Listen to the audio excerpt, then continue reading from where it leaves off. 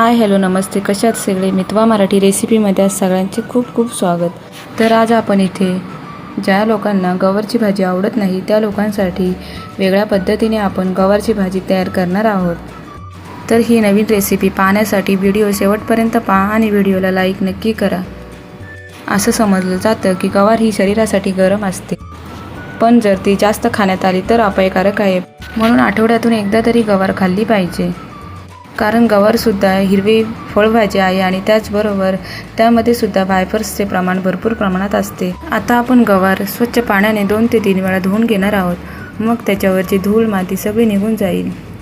आता आपल्याला जर बाजारातून गवार विकत घ्यायची असेल तर अशी कोवळी हिरवीगार गवार विकत घ्यायची, म्हणजे कशी ती खायलासुद्धा टेस्टी असते आणि पाणी न टाकता ती अशी वाफेवरच शिजून निघते. अशी झटकन आणि पटकन शिजणारी भाजी पाहिजे असेल तर आपण बाजारातून विकत घेताना अशी कोवळी गवार विकत घ्यायची, जाड गवार विकत घ्यायची नाही. आता गवार स्वच्छ धुवून झालेली आहे. आता गवारमधलं पाणी निथळण्यासाठी आपण एका जाळीच्या भांड्यामध्ये गवार काढून ठेवू. जाड गवार विकत घेतली तर ती शिजताना आपल्याला त्याच्यामध्ये पाणी ओतावं लागतं, मग सगळे त्यामधले जीवनसत्व विटॅमिन्स निघून जातात.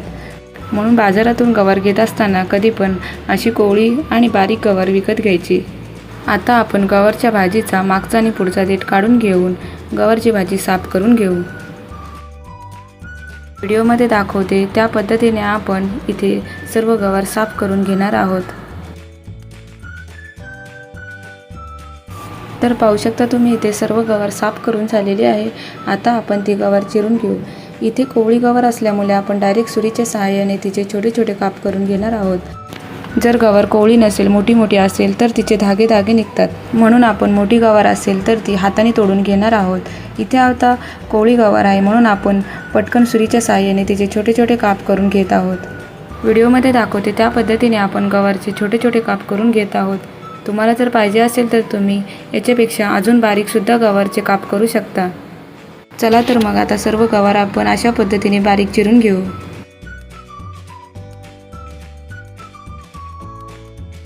तर पाहू शकता तुम्ही इथे सर्व गवार अशी बारीक चिरून झालेले आहे. आता आपण गवारच्या फोडणीची तयारी करू. किती झटकन आणि पटकन गवार चिरून झाले. म्हणून अशा प्रकारे बारीक आणि कोवळी गवार घेतली तर ती साफ पण करून होते, चिरून पण लवकर होते आणि त्याचबरोबर ती शिजून पण लवकर निघते. चला तर मग आता फोडणीसाठी काय काय लागणार आहे त्याची तयारी करू. तर इथे आपण 7 ते 8 लसणाच्या पाकळ्या, त्याचबरोबर 4 हिरव्या मिरच्या बारीक चिरून घेणार आहोत. व्हिडिओमध्ये दाखवते त्या पद्धतीने इथे हिरवी मिरचीसुद्धा आपण बारीक चिरून घेणार आहोत. तर पाहू शकता तुम्ही हिरवी मिरची व्यवस्थित बारीक चिरून झाली. आता आपण त्याच्यामध्ये चिमूटभर मीठ घालून घेणार आहोत. आता आपण खलबत्त्याच्या सहाय्याने हिरवी मिरची आणि लसूणची ओबडधोबड पेस्ट करून घेऊ. तर पाहू शकता तुम्ही इथे हिरव्या मिरचीची आणि लसणाची ओबडधोबड पेस्ट तयार झाली. आता आपण फोडणी कशी द्यायची ते पाहू. तर इथे आपण गॅसवर कढई ठेवली आणि त्याच्यामध्ये 2 पळी तेल घातले. तेल व्यवस्थित तापल्यानंतर आपण लसूण आणि हिरव्या मिरचीची पेस्ट तेलामध्ये घालणार आहोत. आता आपण इथे गॅसची फ्लेम फास्ट ठेवून हिरवी मिरची आणि लसूण तेलामध्ये व्यवस्थित फ्राय करून घेणार आहोत. तर पाहू शकता तुम्ही इथे लसूण आणि हिरवी मिरची छान फ्राय झाले. लसणाचा कलरसुद्धा लाल झालेला आहे. आता आपण त्याच्यामध्ये काही कोरडे मसाले घालणार आहोत.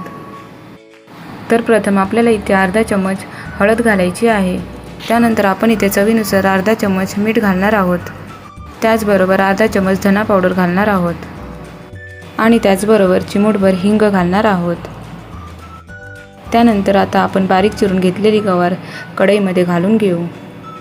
कधी पण कोरडे मसाले घालत असताना आपण इथे गॅसची फ्लेम स्लो करून ठेवायची आहे, नाहीतर मग कोरडे मसाले करपण्याची शक्यता असते आणि मग भाजीला टेस्ट व्यवस्थित येत नाही.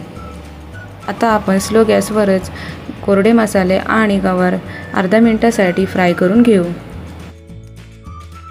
गवार फ्राय झाल्यानंतर आपण स्लो गॅसवरच कढईवर झाकण ठेवून आपण ही गवार 5 मिनिटासाठी शिजवून घेणार आहोत. 5 मिनिटं झालेली आहेत. आता आपण कढईवरचं झाकण काढून घेऊ आणि गवार थोडीशी हलवून घेऊ. तर पाहू शकता तुम्ही इथे गवार 50% तरी शिजलेली आहे.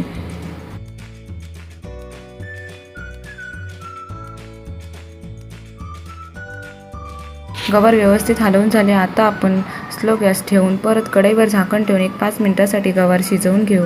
5 मिनिटं झालेली आहेत. आता आपण कढईवरचं झाकण काढून घेऊ आणि गवार थोडी हलवून घेऊ. तर पाहू शकता तुम्ही इथे गवार व्यवस्थित पूर्ण शिजलेले आहे. आता आपण गवार शिजले की नाही ते चेक करू.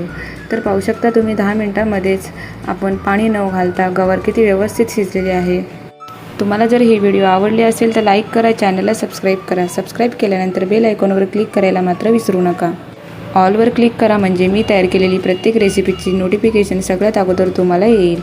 तर पहा इथे गवार व्यवस्थित शिजलेली आहे. आता आपण ही गवार एका बाउलमध्ये काढून घेऊ. चॅनलवर नवीन असाल तर लाईक आणि सबस्क्राईब नक्की करा, कारण तुमचं एक लाईक एक सबस्क्राईब नवीन यूट्यूबरसाठी लाख मोलाचे असते. तर पाहू शकता तुम्ही इथे गवार किती छान दिसते आणि त्याचबरोबर गवारीचा हिरवा कलरसुद्धा अजिबात चेंज झालेला नाही. अशा प्रकारे आपण पाणी न घालता वाफेवर गवार करू शकतो.